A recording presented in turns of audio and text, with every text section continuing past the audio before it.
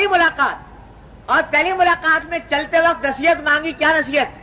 تو پہلی نصیحت یہ فرمائی کہ لا تسبن احدا، کسی کو برا مت کہو، کسی کو گالی مت دو.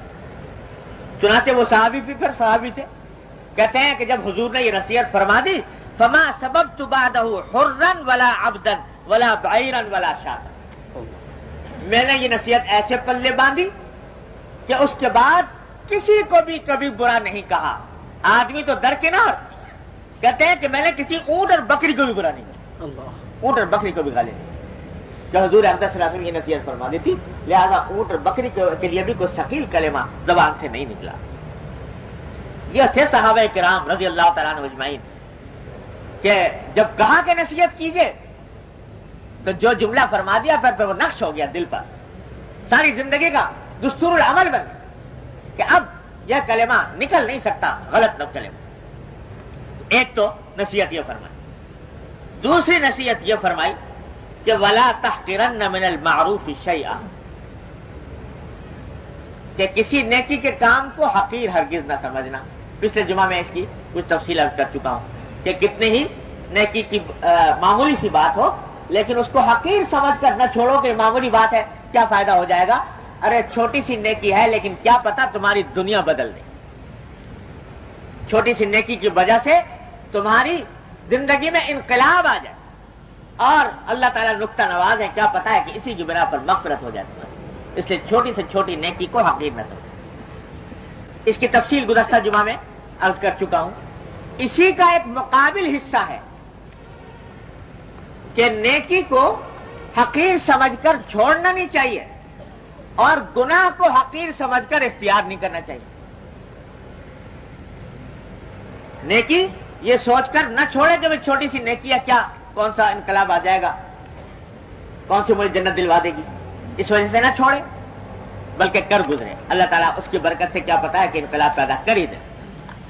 اور گناہ خواہ کتنا ہی چھوٹا نظر آتا ہو لیکن اس کے چھوٹا ہونے کی وجہ سے اس گناہ کو کرو مت.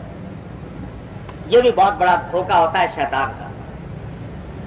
ایک گناہ کرنے کا خیال آیا دل میں، بہت زیادہ تقاضا نہیں ہے، خیال آ گیا لیکن ساتھ میں خیال ہے بھائی گناہ ہے چھوڑ دو.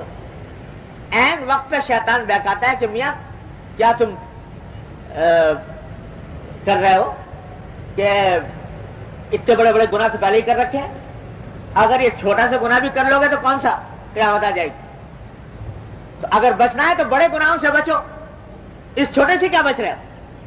شیطان یہ دل میں ڈالتا ہے اور کہتا ہے کر گزرو، تو وہ بھی کر گزرا، چھوٹا گناہ بھی کر گزرا. تو یاد رکھو کہ یہ چھوٹا گناہ جو ہے یہ معمولی سمجھ کر کرنے کے نتیجے میں وہی چھوٹا گناہ بڑا بن جاتا ہے. یہ جو تفریق ہے نا صغیرہ گناہ اور کبیرہ گناہ، یہ اس لیے نہیں ہے کہ صغیرہ ہے تو کر گزرو اور کبیرہ ہے تو بچنے کی کوشش کرو. گناہ دونوں ہیں، یہ چھوٹا وہ بڑا. بعض لوگ بڑی تحقیق میں پڑے رہتے ہیں کہ صاحب یہ عمل جو ہے یہ صغیرہ ہے یا کبیرہ ہے، پوچھتے رہتے ہیں کہ یہ گناہ صغیرہ ہے کہ کبیرہ ہے. تو مطلب یہ ہے کہ صغیرہ ہے تو کر لیں اور کبیرہ ہے تو ذرا کچھ بچنے کا کوئی کوشش کریں. تو حضرت حکیم علامہ مولانا تھانوی رحمۃ اللہ علیہ فرماتے ہیں کہ بھائی اس کی مثال ایسی ہے کہ جیسے آگ کا بڑا انگارہ چھوٹی سی چنگاری. تو کوئی پوچھے بھائی یہ چھوٹی چنگاری ہے کہ بڑا انگارہ ہے؟ جیسے بھائی چھوٹی چنگاری ہے تو اس چنگاری کو اٹھا کے اپنی سندوسی میں رکھ لو یا اپنے اس کپڑوں کی الماری میں رکھ لو. یہ چھوٹی چنگاری تو ہے لیکن وہی چنگاری تمہاری الماری کو پھونک ڈالے گی. وہ انگارہ جس طرح پھونک ڈالتا ہے اسی طرح چنگاری پھونک ڈالے گی. جیسے چھوٹا سانپ اور بڑا سانپ، تو گناہ صغیرہ ہو کہ کبیرہ ہو. ارے جب گناہ ہے یعنی اللہ جل جلالہ کی نافرمانی ہے تو پھر کیا صغیرہ اور کیا کبیرہ. تو اسی واسطے علماء نے فرمایا کہ صغیرہ گناہ کو چھوٹا سمجھ کر اگر آدمی کرے وہی صغیرہ کبیرہ بن جاتا ہے. یعنی یہ سوچ کے کر رہا ہے کہ صغیرہ ہے لہذا کوئی حرج نہیں کر لو تو وہی کبیرہ بن جاتا ہے. اس واسطے یہ چھوٹا سمجھ کر گناہ کو اختیار نہ کرو. اور یاد رکھو کہ جیسے نیکی نیکی کو کھینچتی ہے اسی طرح گناہ بھی گناہ کو کھینچتا ہے، برائی برائی کو کھینچتی ہے.